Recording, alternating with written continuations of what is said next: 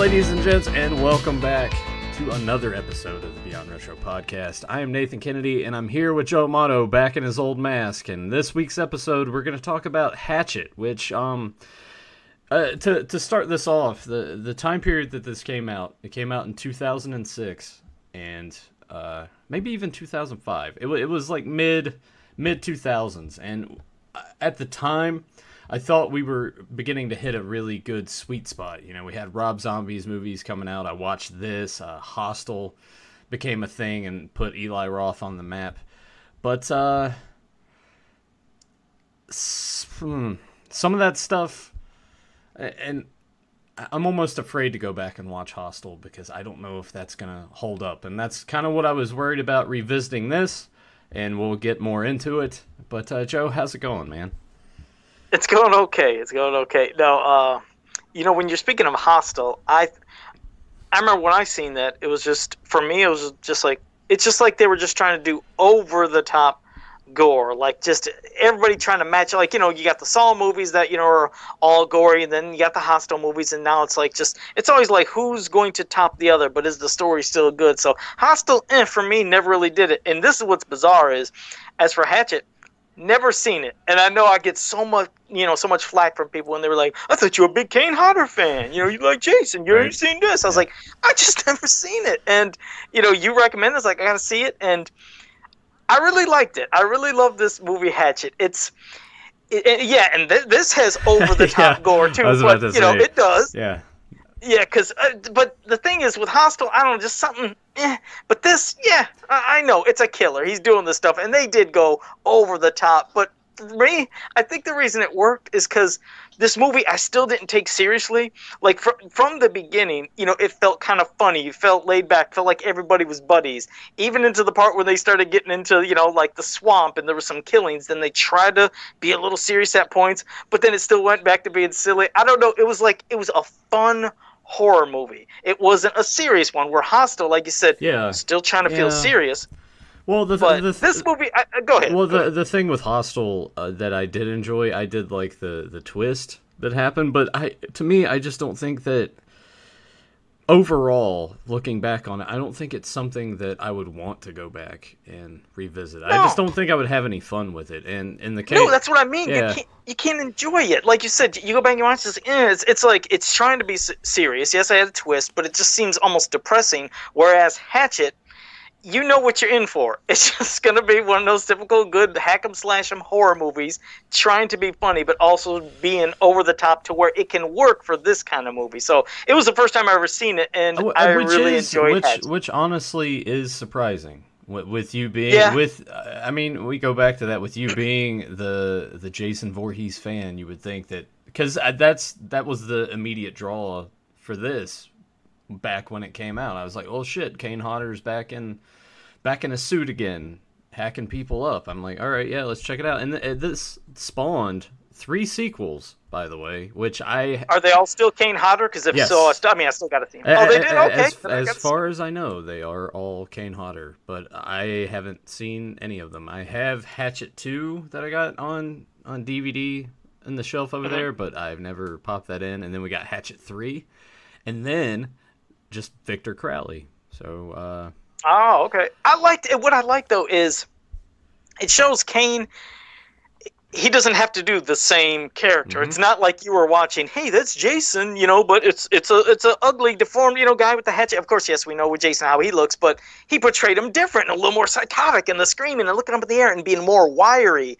I like the different portrayal. He has a good range of being these horror killers and characters, but I also like anytime there's like a little, like not just Easter eggs, but hey, Robert Englund's in it. And then there's Tony Todd. Yeah, there's Tony Todd. And I thought they did that for Wishmaster also. I thought they did that where there was like everybody, and it was either Wishmaster one. Yeah, okay, I couldn't remember which one, but at least with this one, Robert Englund, you can say, hey, Freddy got killed by Jason, even though we never seen nothing. He didn't, but yes, it was just cool to see the other ones, and even seeing, like I said, there was times where like when you had Tony Todd or Candyman when he's trying to tell that scary serious story, and then it turns into oh, the guy slipped fell and try to sue me, that motherfucker, or whatever he said. I don't know, it kind of just let you off the hook at times. I think that for the most part the humor works. Now it does. Now Marcus, you have to have in these slasher movies your token black guy. That's just the rules.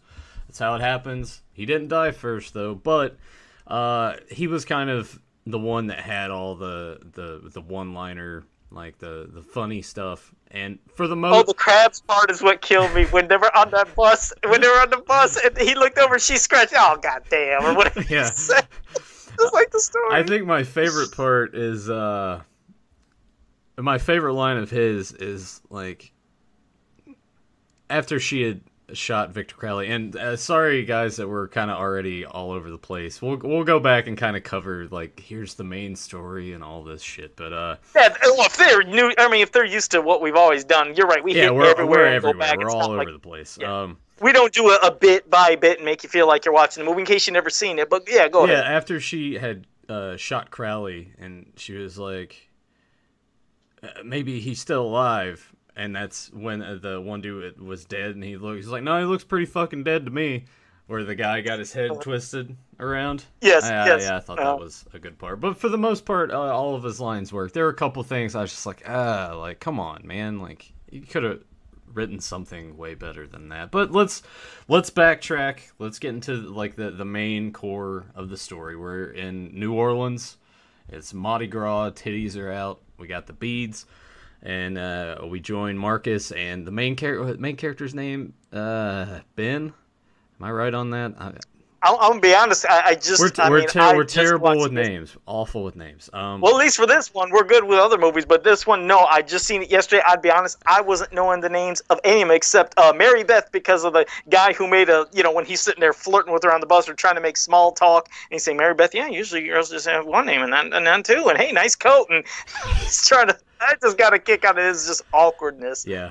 But go ahead. But they're down there to party, and obviously our main character is sort of just along for the ride because his girlfriend of 8 years broke up with him.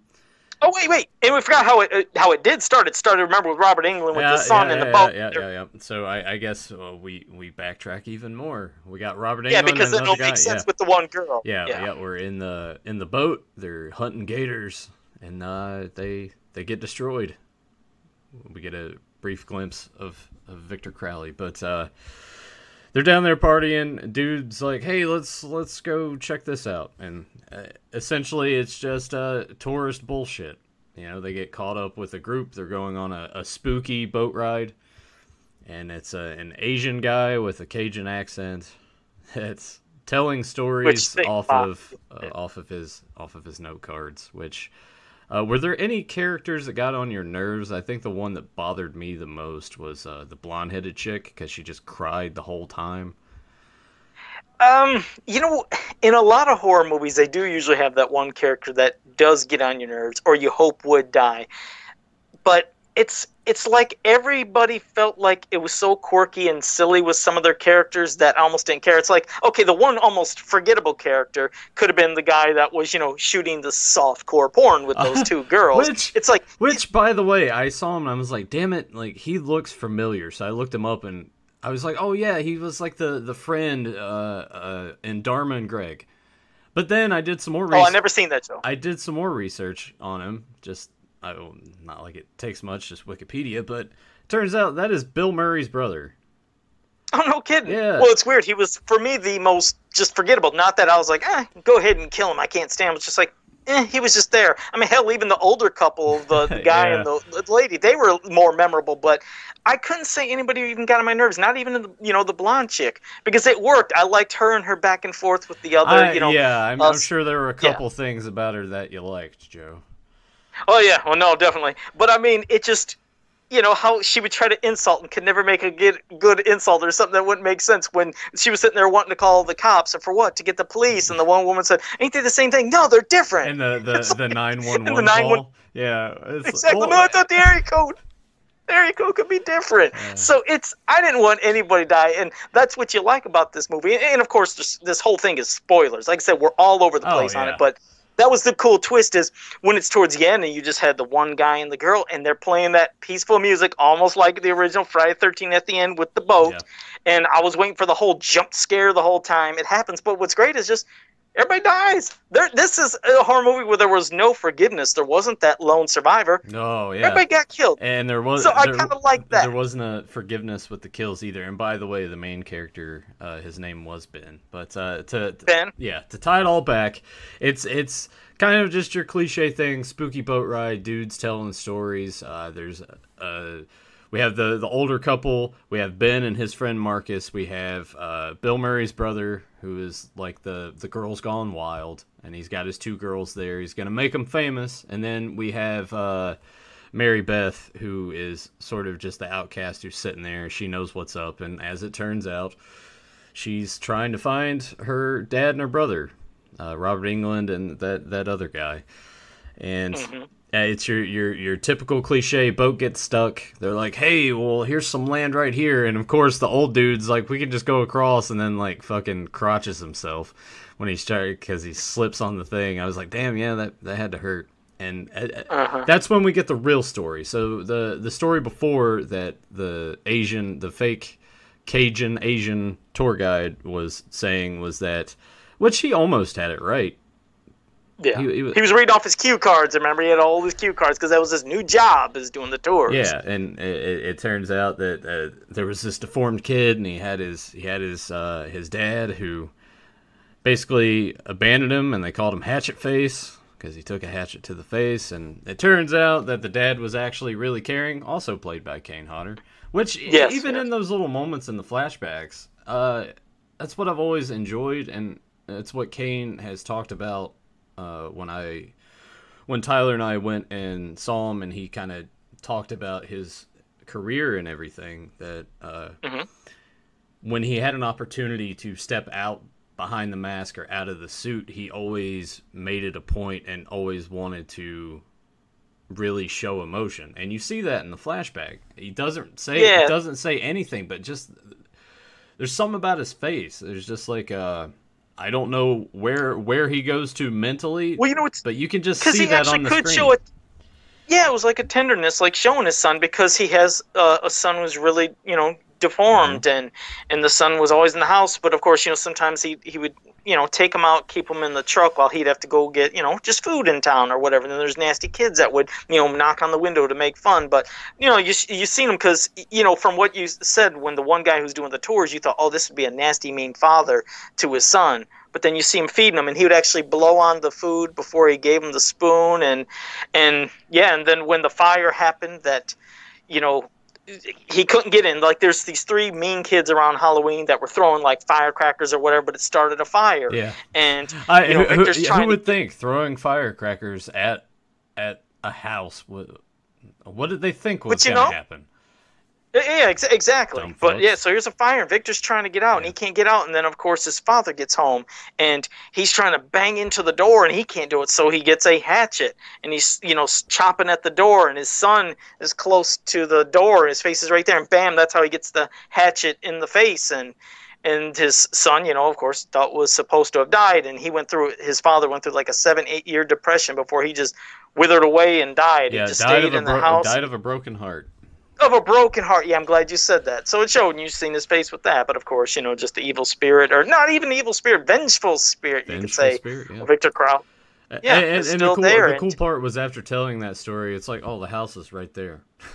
So when they did that. Yeah. So it turns out that where they crash landed and where they are is where the house is, and it's not where the tour guy said, because he was saying it's over there. He's like, no, actually, where is it?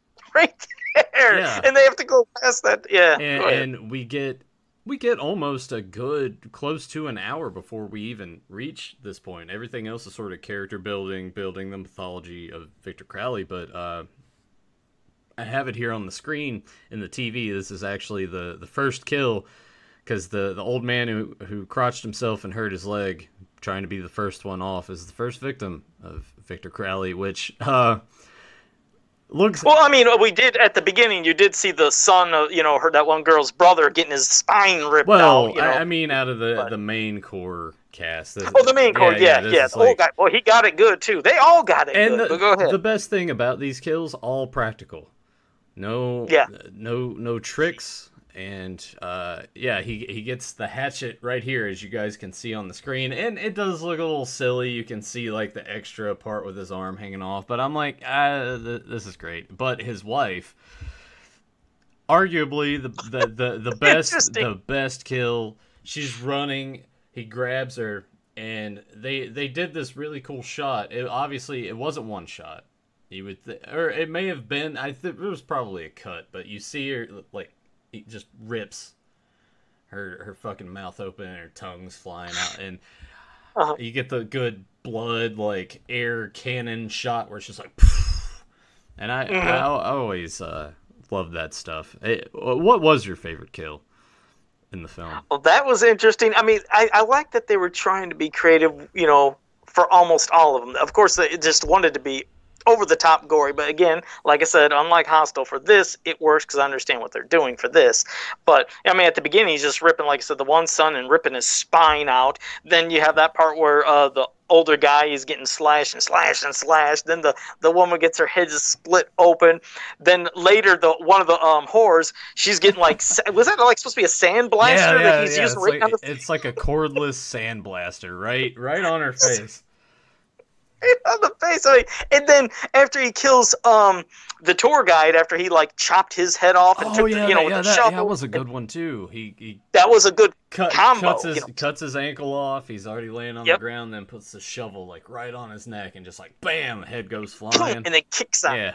Just like when you're, like if you're trying to dig up something, you have to get that extra kick with your foot. So he does that, and then when he gets the rest of the whore after her face, when he picks her up and just jams her through the handle of the shovel that was there, ground, and then like crunches her down, just keeps pushing, Yes, and I'm trying to remember how there was like a couple ways he got the producer guy. I know that he finished him off by slamming him, I think, against a tree or a building or something. What did he do with that guy? Or was that he twisted his head all the way around, and then he just got the head twist. Yeah. Okay, he got the head twist, but the comical guy towards the end, he's the one that got the arms ripped off, and then got the kind of like homage to the sleeping bag thing. Yeah, thrown against like the little shit. Was it a tombstone or a mausoleum or mosque? Yeah, like a mausoleum. It was just like a little building. Kind of. Okay, yeah, so he got a good one too. The blonde girl, I don't think we got to see anything except parts. Yeah, you didn't see her death, and you didn't even hear anything because Ben's in there trying to find the gasoline because they decided that they're gonna light him on fire.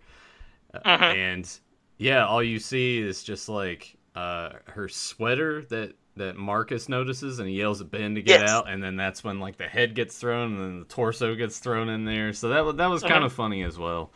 I wish we could have seen her death though, because she annoyed me the most out of everybody. Yeah, that's the thing. I mean, I know sometimes like for some horror movies there was a lot of deaths you never seen. You just seen like you said the aftermath, the bodies, and for whatever parts it could, it just worked. Maybe they just, I don't know if that was just how they chose to do it, if there was just time constraints. Maybe they figured, how would we show this? But maybe it was just silent. You just seen she's dead. He's getting the gas, trying to find gasoline, and then here just comes parts. So.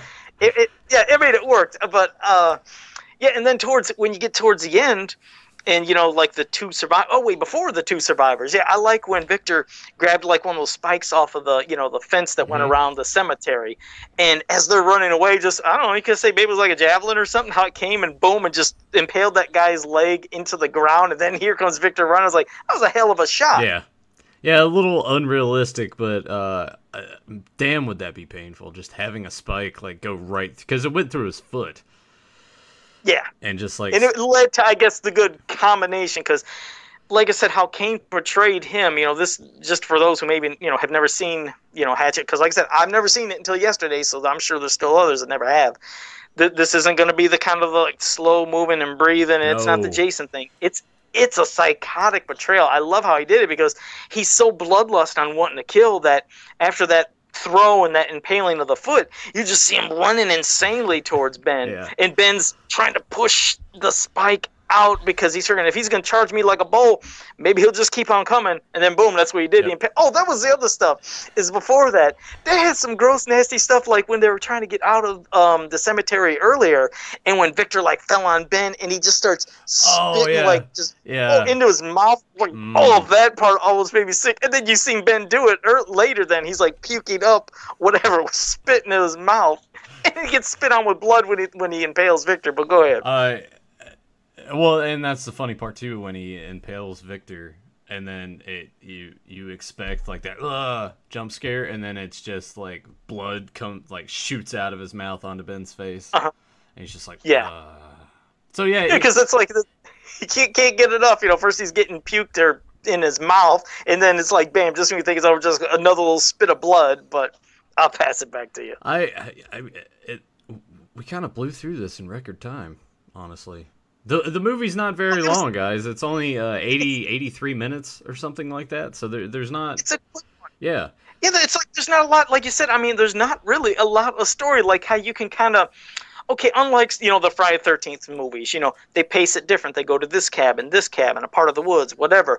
It's just these guys all together at the same time, almost at all times, unlike a lot of movies where there's like, okay, let's split up. You go here, you go here.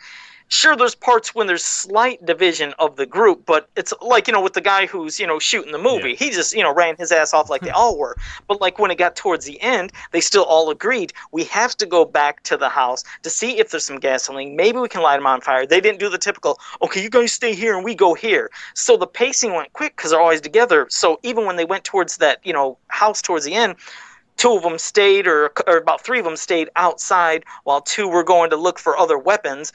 And then, of course, eventually then they go back to look for gasoline, because there was a couple parts where they did a double back at both parts. Well, I mean, it was the first time they didn't even realize they were doing it. They're like, oh, shit, we just went in a circle. We're back at the house. Oh, yeah. Yeah, that was it. And then they even tried to stretch out a part, and it worked. You'd think it was silly, but the part where there was that raccoon in the bush, and you got all three of them that are sitting there looking, and they're talking about it, and they're like, it could be a person, it could be a kid. I'm thinking, well, they're right there, say something. But they dragged out so much. Yeah, they did. I was like, why are we still on this bit? It's like, oh, yeah, it's a raccoon. Bam, there's Victor Crowley right behind him. Yeah, that scene went, it just seemed unnecessary, honestly. They could have trimmed that down immensely, because I'm like, why the fuck are we still on this? They're just standing there, just looking at this bush. Like, come on. Yeah, like you said, it wasn't a long movie, and maybe they just, like you said, didn't have any other ideas and for comic relief, because this movie is just full of a lot of funny parts, but it still just works for what it is. But maybe they thought that just kind of worked, the insanity of, like, are we really looking at them? Look at this fucking bush for almost 5 minutes and talk about it. It's like, just go up to it, and then finally go, and end up being a raccoon, because you're wondering, okay, is this Victor killing a cat in the bush? They're really stretching this joke for a while. And then when they finally see it's a raccoon and the one girl's standing back, bam, there's Victor, and then he gets her. But you're right, they stretched it, but I guess it worked. But you're right, it might have been just maybe a minute too long. Yeah, I don't know how they come to those decisions, or why they think that certain things would be a good idea. And the thing with Adam Green, the director of this film, obviously has a love for horror, so maybe it was just intentional. But I think if I were doing the movie like that, then I would want, for me anyway, I would want to cut out shit like that and just make it more straight to the point. And I guess I'll pose this question to you. If you were given the opportunity to do something that was an original idea, but still, listen to the accent there, still a cliche thing in the horror genre, what would you want or expect, or how would you write it? Because to me, I would find that balance between funny and kind of serious, but I would also definitely go for the practical effect kills. And have those. Oh yeah, definitely no. Well, what would be your do's and don'ts if you were handed the project of anything? Like, well, my don'ts would definitely be no computer special effects for any of the blood, guts, gore, kills, any of that. The practical effects, like I said, are always the best. They always can seem like that, because since you could tell it is real, even though yes, it's fake, but you could tell, wow, that looks like real blood pouring out. Oh my god, it looks like guts hanging and body parts split in half. It's comparing to, like, let's say in Jason X, which, like I said, it's maybe not everybody's favorite. I still enjoy it, but when there's the parts when the kills, it's all computer, and it's like, God, that just looks, it's so terrible. It takes me out of the moment of believing this. Like, we know it's a fake movie and everything's fake, but I still want to feel like I'm somehow involved in this movie to where it's believable and think, God, that is really happening. But when I see the computers doing it, it completely takes me out. But also, yes, while I said there's a lot of humor in this and I enjoyed it for what it is for this movie because it worked, because it's a fun horror movie. But in a horror movie, I don't want that much humor if I want to be frightened also, because you got to build up that atmosphere and to feel scared, because at no point in this movie did I feel scared. I just kept thinking, when's his ass going to jump out and what's going to be the next crazy kill? Because it was just a fun, good popcorn, horror movie for, Halloween or any time. But it didn't have any suspense of anything like a Halloween movie. No. Didn't have some of that real creepiness like, Nightmare on Elm Street. And didn't have the intimidating, also scariness of, oh, fuck, where is Jason? What's he going to do? And playing that atmospheric music. You got to have good music, too, because this movie wasn't full of that kind of music that brought you in. Not at all. Just non-existent. So yeah, just a little more atmosphere, more horror feel, less humor, and no computer crap, all practical effects, and I think you could have a great horror movie. But I still enjoyed this, but yeah, I guess that's what I always want and like in a horror movie. Yeah, I kind of go in a variety of different directions, depending on what I want to digest. If I want something really atmospheric and a slow burn, there's a movie called House of the Devil that came out, I want to say 2008, 2009, but it looks like it came out of the 70s or early 80s. And then there's times I want something like this. I don't want to think about anything. It's like I want to see some good kills, some good practical effects, and if it's kind of funny too along the way, and I actually laugh at it, not something where they think they're being funny, and I'm like, yeah, that didn't work.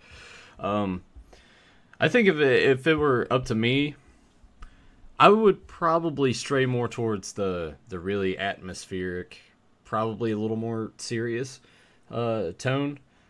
I just miss slasher movies in general. We've said this time and time again. I kind of hate right now that we're sort of stuck with anything that has a wide release. It's just like paranormal, like ghost stuff. I'm like, it's everything haunting a doll. Yeah. You're right. It's like, okay, here's another Annabelle. And then here was when they did The Ring and The Grudge, and they went to Paranormal Activity.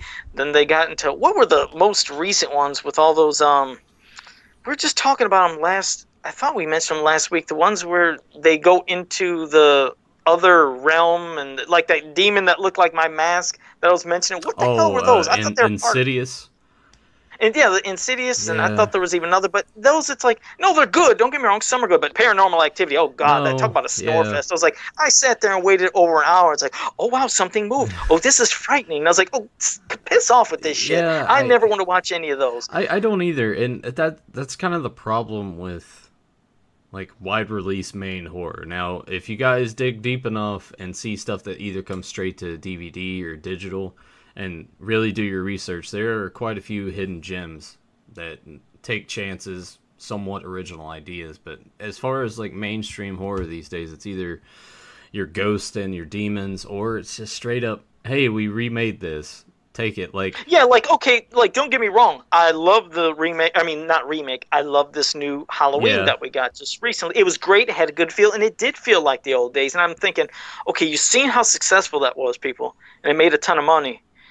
Can we get more of them? And can you give us back Jason? I mean, you are. And we're getting more. There's going to be two more sequels to that. I'm like, two more, and hopefully they don't water it down.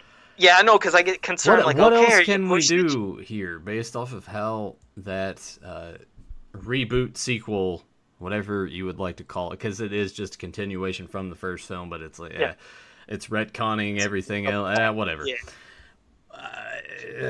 The way that ended, I'm like, what? Do we really need more? Why couldn't we have just left it at that? I don't. Yeah, because you're right. I don't want them to push it. They do with almost everything push it. But I mean, if they had a couple and it stops after that, okay, fine. But for like Friday the 13th, those just always work. Every time there's a movie when Jason comes out, it's always great. So it's like, Well, okay, you see, people do want the well. Wait, what were you? No, I was gonna say, well, the problem with that is now we have that lawsuit thing, which apparently it is gonna become more of a prevalent thing with certain properties, with the way that it's gonna revert back to like the rights will. So there's gonna be a lot of issues with like Nightmare on Elm Street, Halloween, especially like. It's all going to take a turn. I hate that has to happen. You're right. Yeah. And like I said, because it's, those are the only kind of main horror icons we've had. They've always tried to make a couple new ones, but it just... You don't think Jigsaw is a new horror icon? I don't like the Saw movies. I always hate when they would put him, or especially, Ghostface, or as I like to Father Death, because if you remember the original Scream, when they had the Halloween costume in the movie, it was called Father Death, and I thought, hey, that could have been the name, but they call him Ghostface. Well, anyways, they're like, oh, it's a kid in an outfit. Oh, it's a couple kids in outfits with knives. Oh, this is intimidating. It's like, you're not supernatural. This does nothing for me. But they were inspired by the movies, Joe. Yeah, it's just, so those always, to me, did nothing for me. But I miss, these kind of like unstoppable horror characters, and people do still like them because, case in point, like I said, with Halloween, it shows they wanted it. When Friday the 13th remake came out in 2009, people loved that. That did great too. So it's like, just give us some more of that. We do enjoy it, and I'd hope they can do it. And I'd hope they would do like how when we spoke at Trick or Treat a couple weeks ago, that was fun. Yeah. That was good, and I would like to see. Yes, I'd like to finally see a sequel, but movies that can follow somewhat along those paths as well, because there's a good variety of different types of horror movies. But just don't make them just too complicated. And like I said, in trying to make you dazzled with all the special effects, or just, I don't know. Sometimes they just try too hard, and these movies just do nothing. They tank. So I guess we'll see how they come in the future, but. I'd hope for more stuff. And this one, yes, Hatchet. Now I will have to see the other ones. I don't know if they'll be as good as this one, but I enjoyed this movie. Same here. I don't know why I've put it off for so long, but I think it's time for me to start absorbing. And if you guys do have Amazon Prime Video, then you can check out the sequels, I think, except for Victor Crowley. But 2 and 3 are on there, so if you do have Prime Video, then, check those out. And I want to recommend, too, maybe I'll put a link down below. If you guys enjoyed Never Hike Alone, they actually have some sequels planned out. This one's going to be a prequel called Never Hike in the Snow. Now, are they going to be a little shorter, though? Like, not as long or something? But I can't... I think so, but I'm actually excited for those, because... I'm going to back it, because I haven't backed anything before, but I wanted to back that Kickstarter, because I think you can get a DVD of the first Never Hike Alone, and I don't know the other bonus stuff for this. The one I missed out, and damn, I wish I would have known about it. If you would have backed this, upcoming Never Hike Alone, or, with the one in the snow, you would have got, I think, a VHS tape that's awesome. of the original of Never Hike Alone, and it looks so cool. It looked like, but yeah, damn it, man! If you guys have never seen that, if you're wanting a great fan-made movie, because I've said it before when we talked about Never Hike Alone the one time, it's the first fan movie I've ever watched that feels like an official released movie at the theaters. Yeah. It doesn't feel fan-made. Like there's we're going to be talking about Friday the 13th Vengeance probably one of these upcoming weeks too.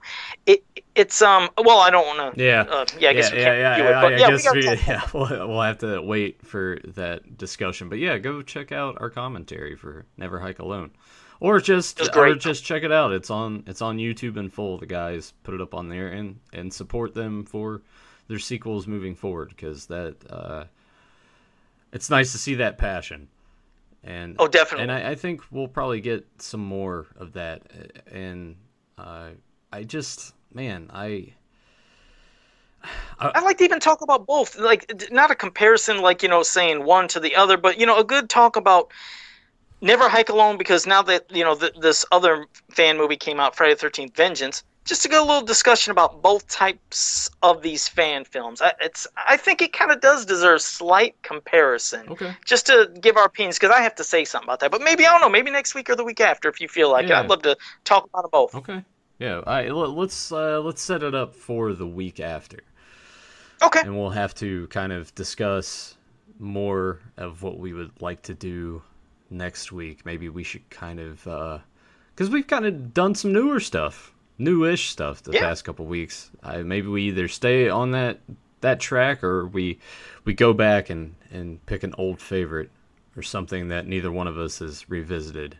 Hell, in quite and if some we time. do stick, because like I said, we both love our horror movies, and lots of things from cheesy ones to good ones to anything you could think of. I mean, I didn't even know if like this kind of podcast for this should be renamed, like yeah, I don't know. Terror Talk or something. Yeah, I don't I don't know. know. We might have to rename it, because this is kind of the main focus for Joe and myself. I would say that we're both in agreement that it is our favorite genre of film. Not to say that I don't like other stuff, but horror movies just lend itself to a better conversation, in my opinion. Yeah, I always had an affinity for horror movies. I love, like you said, all categories, but just something about horror movies I always really get a kick out of. Yeah, so maybe Joe and I will talk and we'll rebrand the show. I know Emily and I still kick around the idea of like, hey, we'll watch a movie together and then we'll just record an audio podcast and I'll just make it Beyond Retro. So maybe that can transition to Beyond Retro, and you and I can start calling this something else. I don't know. We'll talk. We'll discuss. Okay. Yeah. I don't. Oh, wait, time to give the rating. I give this one, as much as I like, though, I'll give it 4 out of 5. I really enjoyed it. There's things, like I said, I'd like to have been different, but I still enjoyed it a lot. So it's my first time seeing it, but I give it a 4 out of 5 for stars. I'm bouncing between 3.5 or 4. I'll go ahead and give it a 4 as well, because the practical kills, the practical effects, for me, just give it that extra edge. And at the time when this came out, it seemed like practical effects were just non-existent in all genres of film. This is when we really started hitting hard with the CGI and everything. Yeah, and you know, CGI can work, and CGI, it looks amazing in a lot of things. It still baffles me that Jurassic Park looks better than most of the stuff that's coming out now, and that came out, oh God, almost we're creeping up almost 30 years ago. So that's refreshing to see. Hope we get more of it. It's nice to see that people that were fans of it, like we were growing up, absorbing it, want to take that passion and bring it to the screen, like we talked about with Never Hike Alone, etc., etc. But yeah, we'll figure out what we're going to talk about next week. Joe, is there anything else? Any customs you want to talk about real quick? Any recommendations that you have? Well, I might be putting up in Scareglow's house on Facebook. If you're not a member there and you love He-Man stuff, go to Scareglow's house. It's a fantastic group. I might be putting up a new figure / beast / steed up there tonight for people to get a chance to. You'll see. Yeah, I'll show pictures of it. I was told that you were talking some shit about me, I guess, when you were doing the no, drawing. because they like picking with my quality, and it's not picking on the tablet you gave me. I just let them know it's like older and big, meaning when I take this tablet and I try to film my shitty laptop's resolution, it just has a hell of an issue, because I have my old laptop, and then since this is a bigger thing, it's not like a smaller, everybody's got the small cell phones, and everybody gets great clarity. Well, like I said, this is brand new what you got me, and like I said, thank you, I appreciate it. I'm not knocking it. I'm just saying it makes the quality kind of grainy. So I was like, God damn it. I was like, I can't get nothing with my old shit. And they're like, somebody, I think it might have been Matthew Dutch, said, oh, I'm telling Nathan you're talking shit about him. Yeah, because I got like tagged in it. I'm like, what the hell's going on over there? Yeah, that's all. It's just this has a hell of a time picking up my laptop. So I got a good combination. But I said, hey, this works. When I'm doing a podcast, you can see me fine. I said, just can't get, other, computer and other technology. That's all. So. Yeah, but you're also doing it through Facebook. That might be part of it, too. Because I've seen other Facebook, like when people go lives on their phone, and I'm just like, what? You can't really. It was like when you ran out there for that Christmas parade. I'm like, what the? What is going on out there? That was a disaster. But speaking of Joe's Customs, if you want him to make you something, click the link down below. He's got some T-shirts for sale. Go ahead and click that link as well. You got any new designs coming up? Anything planned for that? There's there's one thing I'm trying to shoot around, but when it pops up, I'll let everybody know. I wanted to put that Beast Manimal where it was like Beast Man as Animal. I like redrew and then changed up, and I have Animal from the Muppets as Beast Man, so he's Beast Animal or Beast Manimal. I was like, I might put that up on a T-shirt because I think it was a cool design. But yeah, we'll see what else I have coming. Speaking of Manimal, that was like a TV show, right? Where the dude could like he could turn into any animal or something. Or he would, what's funny, as much as I remember he would have the abilities. He wouldn't turn into him. He would just have like the abilities of the animal. Right? I'm gonna have to Google it because I actually didn't remember watching it as a kid. I remember that there was a series called Manimal, but I don't think I ever watched it. I don't think I did. I don't know. And Joe had mentioned Masters of the Universe. If you guys are fans of that, guess what? Fans Power is back. Yep. So you can catch us tomorrow. Yep. Click that link down below and hit subscribe. And also, if you enjoyed this, make sure you hit subscribe on this. Like the video, share with your friends. Leave a comment down below. Let us know your thoughts on Hatchet and maybe some of the sequels. Are there some that you think we probably shouldn't watch and stay away from? Is it just like a steep decline after the first film? I'm kind of guessing there'll be a little bit of one. Yeah, I remember there being a big hubbub about Hatchet 2. Some theaters, I think it was like AMC theaters, weren't going to show it because it was so gory that they were like, we can't show this to the people. So I'll have to check that out. I'll check it out and see. But we hope you guys enjoyed. And until then, we will see you in the future to talk about the past. Take care, everybody.